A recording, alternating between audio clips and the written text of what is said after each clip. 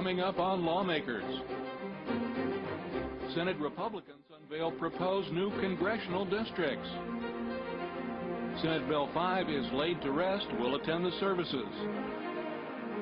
And Governor Perdue comments on the passage of tort reform. Those stories and more are next. Live from Atlanta, this is Lawmakers for Tuesday, February 15th. Here are your anchors, Gerald Bryant and Nwandi Lawson. Good evening, everyone. Also on tonight's broadcast, the governor's tourism bill passes the Senate. And the supplemental budget is headed to the Senate floor, but our top story tonight, the possibility of congressional reapportionment. Georgia's congressional districts could change again as soon as the next election. The Senate Republican leadership unveiled their proposed congressional district maps at a press conference today. Maps they say are more along county lines than the current ones, making it easier for people to find out who represents them. David Zelski joins us live with the details. David. Well, thanks, Nwandi. Senate Reapportionment Chair Chip Rogers said this is just day one of what could be a lengthy process, and added that even though reapportionment is not a top priority, it still needs to be done. Senate Minority Leader Robert Brown disagrees. Here's the current map drawn by Democrats 4 years ago. And this is the Republican proposal. As you see, many colors are the same, but urban areas like Atlanta are quite different. 4 years ago, the former majority party, with the full compliance of the former governor, introduced and passed legislative and congressional maps that were extremely partisan and gerrymandered. They didn't hide the fact, they bragged about it. After a long federal court trial, three-court judge unanimously threw out the legislative maps as violating the constitutional principle of one person, one vote. While they did not throw out the congressional map, they did make several comments about its bizarre nature. We believe that they would have liked to have gotten into the congressional map and didn't. Not drawn for 13 men who or women who seek office. They're not drawn for any specific person. They're drawn to give fair and equal representation to all the people that live in the state. I think when you investigate these maps, you'll see that the lines are more clear, they're more distinct. My first reaction is why? We've gone through a process where we've had maps approved all the way up to the Supreme Court. We've had an election. Republicans have a majority. So what else do they want? I just don't understand why we need to go through this process this time, especially since we are so close to the next reapportionment and redistricting that will occur after the next census. It just doesn't make any practical sense. But as we look around here today, we see that the Republicans are doing a lot of things that don't make any practical sense. Now, Chairman Rogers says this map does comply with the Voting Rights Act, but may not be the final version. He added that there will be open and fair hearings to create the district lines. Reporting live, I'm David Zelski for Lawmakers. Thanks, David. Governor Sonny Perdue's tourism marketing bill, Senate Bill 125, passed the Senate today. Senate Economic Development Committee Chairman Jeff Mullis explained how the bill creates a tourism foundation, and Minority Leader Senator Robert Brown gave his support to the legislation. First, Senator Mullis. And what this does is basically place things under one marketing umbrella. You may be aware that we have several halls of fame.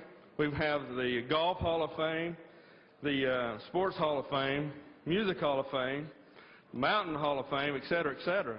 But they're in so many different agencies that they're not really given their attention like they should. This bill brings them under one umbrella for marketing, puts them under the Department of Economic Development so they can be marketed properly, and we can get the biggest bang for our buck. As you know, tourism, for every dollar spent, $7.74 is returned in state revenue. What an investment. As the senator has pointed out, this is an important opportunity to market these entities. One of the things that we've been concerned about in this legislature is making sure that a lot of these halls of fame at least have an opportunity to turn a profit. We know that most of them is going to be very difficult to do that.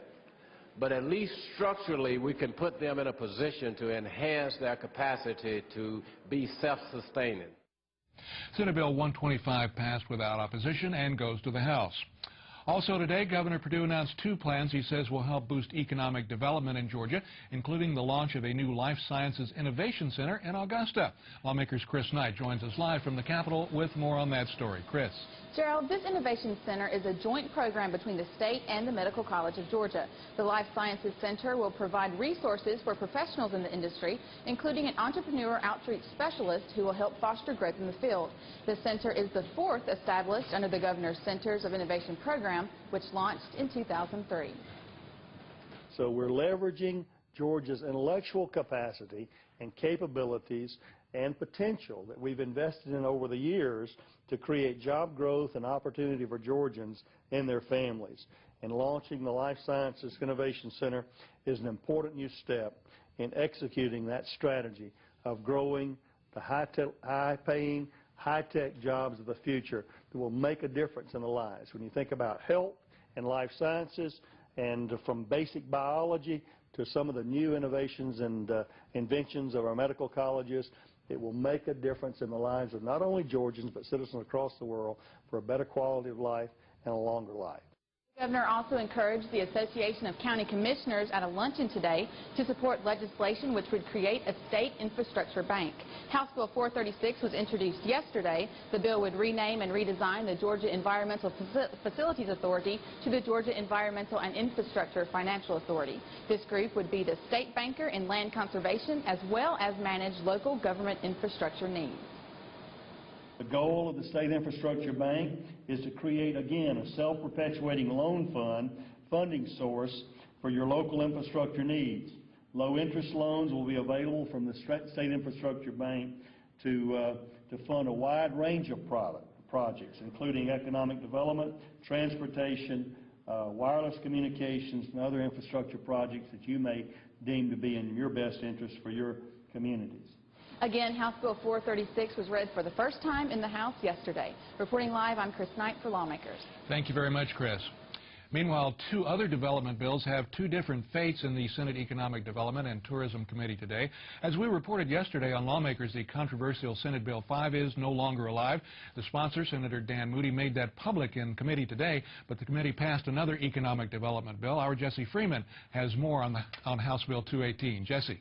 Well, Gerald, House Bill 218 would allow state and local governments to hold confidential meetings with prospective businesses.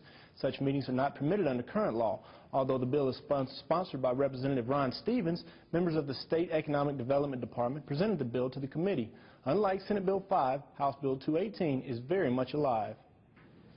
I come before you today not to praise Senate Bill 5, but to bury it. Senator Moody says public outcry has prompted him to halt SB 5.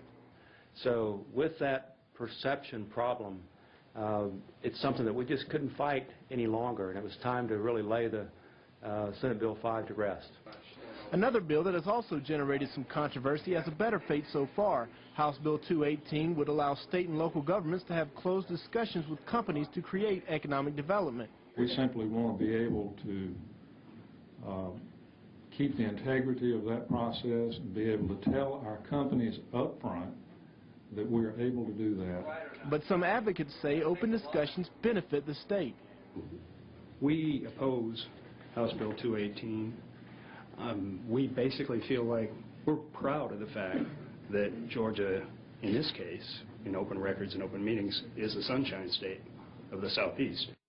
And House Bill 218 received an unopposed do pass from the committee. It passed the House last week by a vote of 118 to 52. As for Senate Bill 5, Senator Moody says he didn't have time for the PR effort that it would take to get the bill back on track, and he has not decided if he will try the bill again in next year's session. Reporting live, I'm Jesse Freeman for Lawmakers. Thank you very much for that report, Jesse. Well, in other news, the Senate Appropriations Committee passed its version of the amended fiscal year 2005 budget today. House Bill 84 adds $191 million of additional funds to the $16.6 billion spending plan for the current fiscal year. Much of that money went to educational programs and restoring money cut from the Department of Human Resources budget. Committee Chair Senator Jack Hill explained the Senate changes. It's a good 05 budget. The good news is we're here. Whereas a year ago and 2 years ago we were here in the amended budget citing additional cuts. This is a budget where the governor's added another $191 million to the revenue estimate, and we think we've judiciously looked at the needs of the state for the rest of this year. We've tried to avoid projects that didn't belong in a year-end budget. By the time this budget's signed, there'll only be about 3 months left in the year.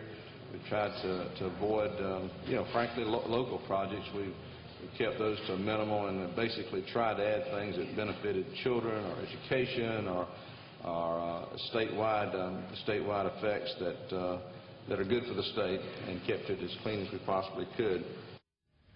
The 05 supplemental budget now heads to the Senate Rules Committee and is expected to be on the Senate floor Thursday. The state Senate votes today to crack down on street gangs. Senator Bill Hamrick says Senate Bill 58 is needed to update current gang laws. He also said the emergence of criminal gangs in Hall, DeKalb, and Gwinnett counties pointed out the need to change the law. Senator Vincent Fort said the bill could lead to more racial profiling. First, Senator Hamrick.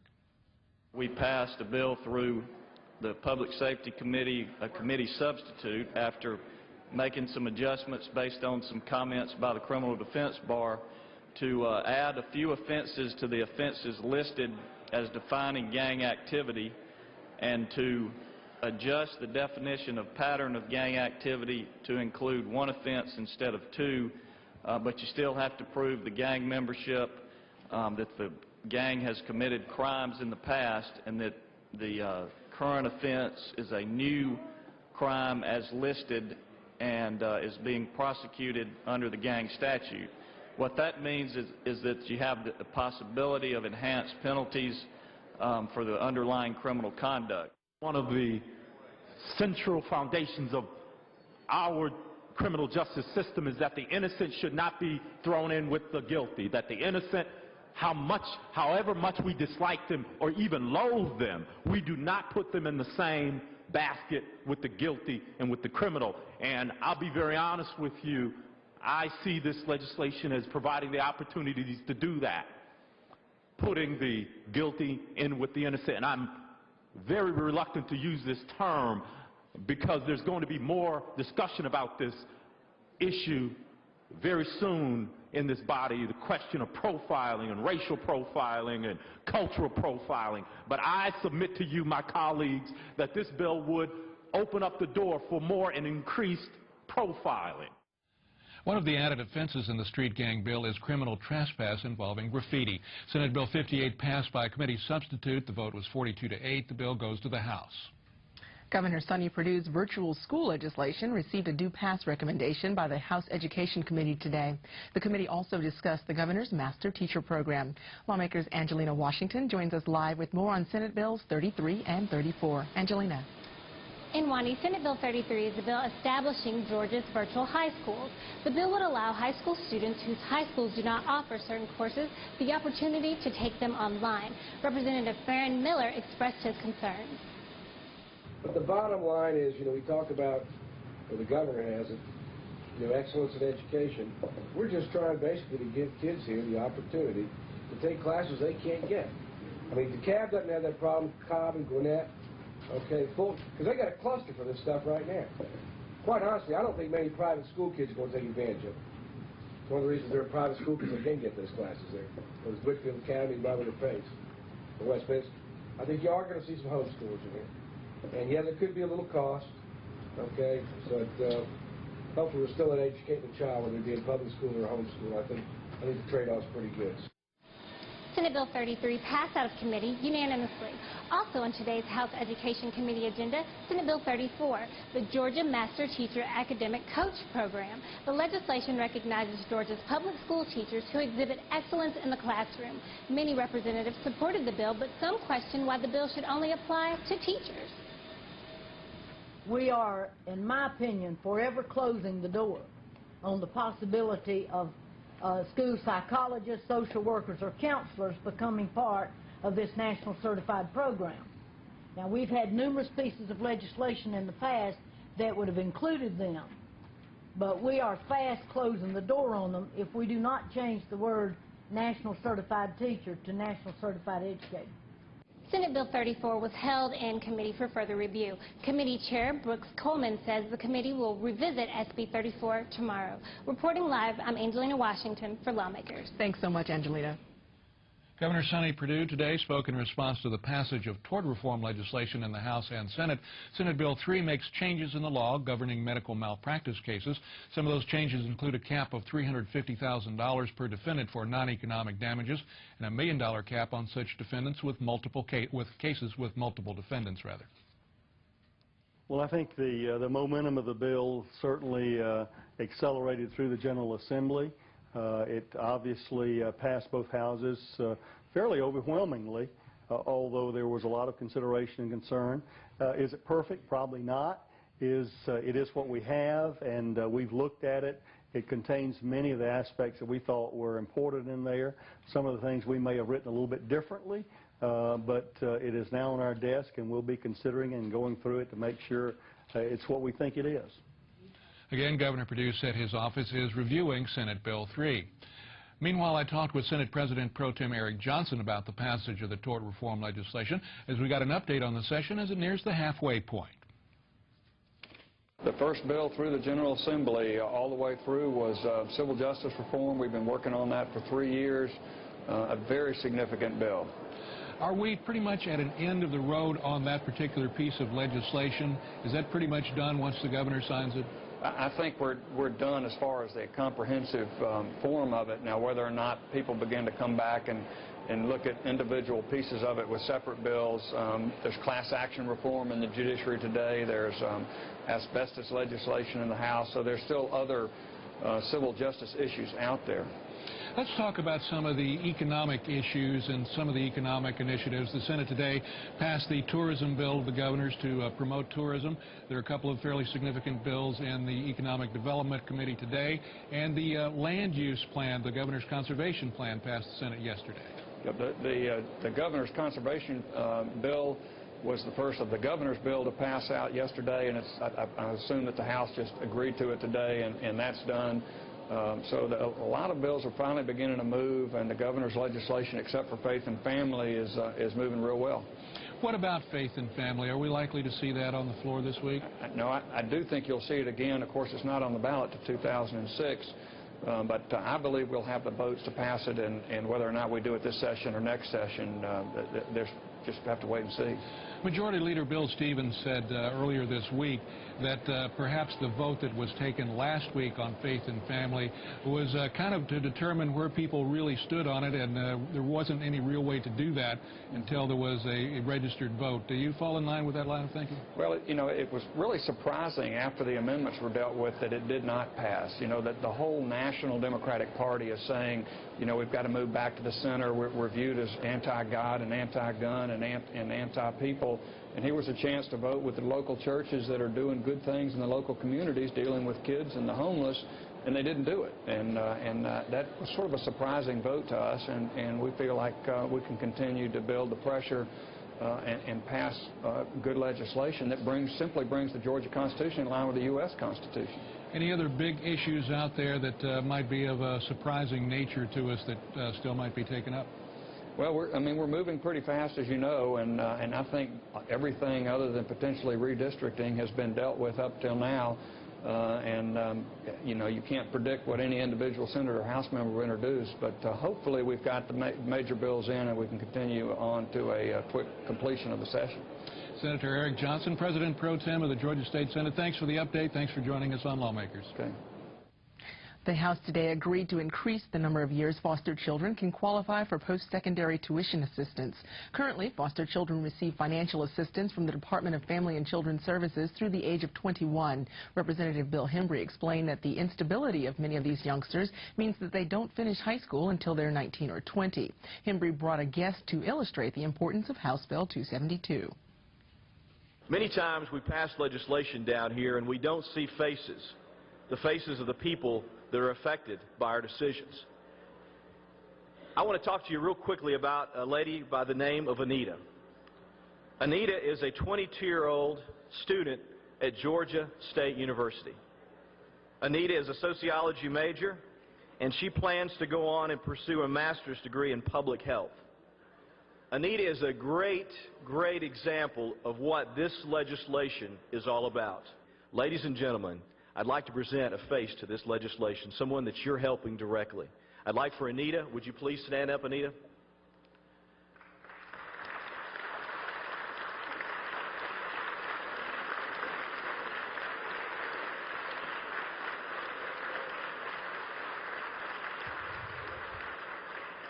Thank you, Anita. God bless you. All the best with your continued education, and hopefully this will help you in that way.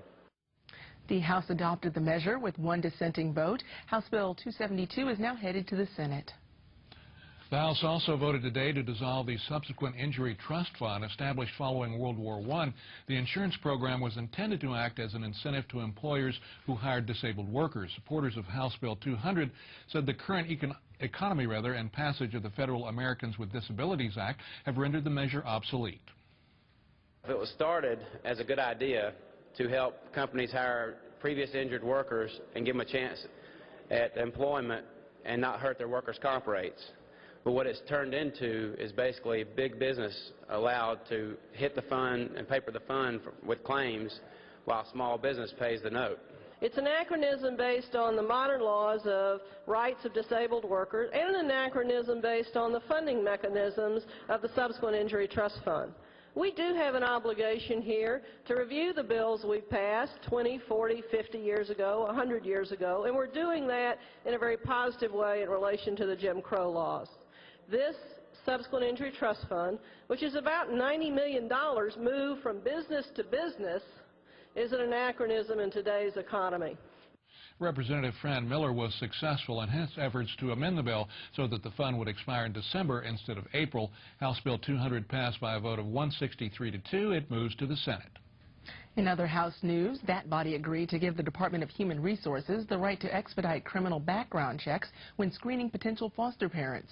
House Bill 180 passed without dissent and now awaits Senate consideration. The Georgia Student Finance Commission may revise the student loan program. Representative Bill Hembry told the House that passage of House Bill 298 would increase to $300 million the amount of bond money available for student loans. He said it would also improve collection of loans in default. The House agreed to that measure by a vote of 150 to 2.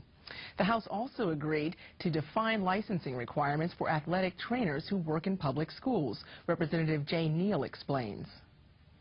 If a school chooses to hire an athletic trainer, the school must hire a licensed athletic trainer.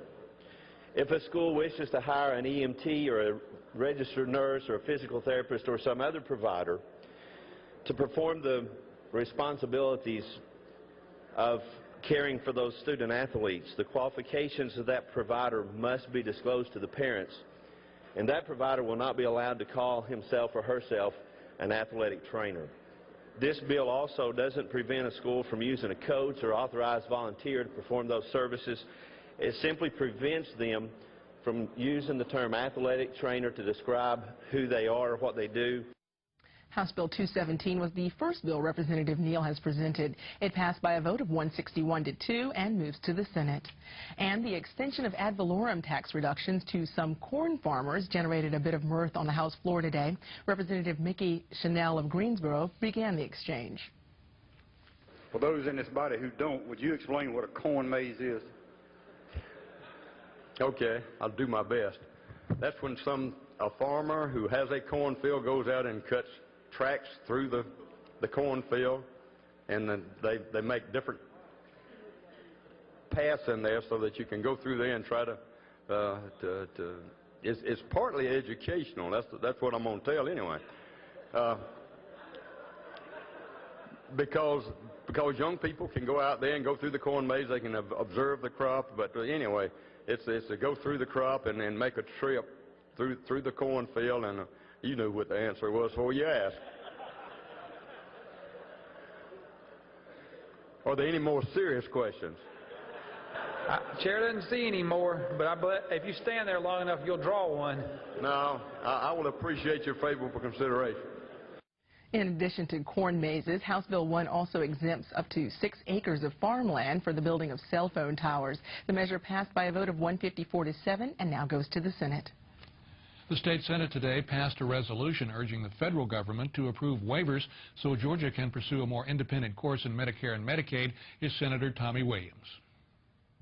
Mr. President, ladies and gentlemen of the Senate, this is simply an resolution urging the federal centers of Medicaid and Medicare to approve the waivers that we need in the state of Georgia to do the types of programs that we have in place and are trying to put in place. Mr. President, if there are no questions, I'll yield the well. Will the Senator yield? Yes, I will. Does this have anything to do with providing for HMO, managed care, and Medicare, or any of those? Senator, there are a number of waiver requests that we have in dealing with our independent care waiver programs, the SOURCE program. We were trying to get the SOURCE program moved into a statewide program that I'm sure you're familiar with. To my knowledge, this does not deal with the managed care, but I can't speak definitively about that. Senate Resolution 78 passed by a vote of 46-1. Well, legislation which deals with how products used in methamphetamine production are sold was given a due pass by the Senate Health and Human Services Committee today. Senator Jeff Mullis is the sponsor of Senate Bill 116. Drugs such as Sudafed and Sudafed type products, and to put those behind the counter, such as there are about 7 or 8 of those products that only has that kind of base that would be put behind the shelves.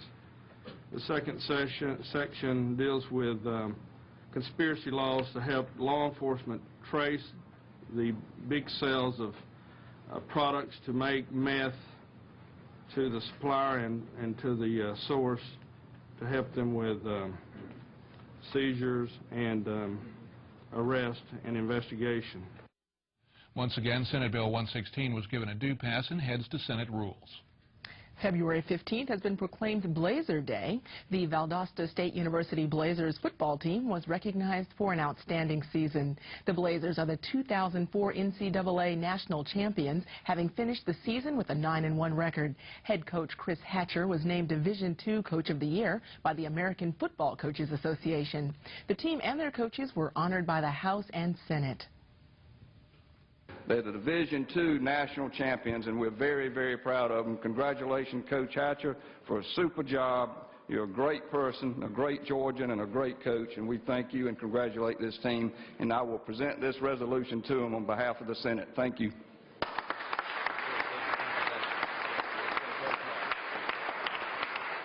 And over the last 5 years, the Blazers have won 59 games and lost only 7. The Blazers defeated Pittsburgh State University with a score of 36-31 for the national championship last December. Coming up tomorrow on Lawmakers, Senate Bill 4, legislation to balance state and federal road funds. It's expected to come to the Senate floor for a vote, and we'll have our weekly Wednesday check-in with CapitolImpact.com's Tom Crawford. We'll have those stories and all the latest from Under the Gold Dome. That's tomorrow at 7 p.m. If you've missed any part of this broadcast, tune in tomorrow when Lawmakers is rebroadcast tomorrow morning at 5:30 a.m. on GPB. Just a reminder, for those of you with access to the Internet, you can watch Lawmakers online. Lawmakers is streamed live, then archived on our website every night we're on the air. Now stay tuned as host Alan Alda takes a look at chimp mines. That's mines, not mimes. That would be silly. On American Frontiers. That program's coming up next on Georgia Public Broadcasting. And that's our broadcast for this, the 18th legislative day of the Georgia General Assembly. I'm Nwandi Lawson. I'm Gerald Bryant. For all of us here at Lawmakers, have a good evening. Good night.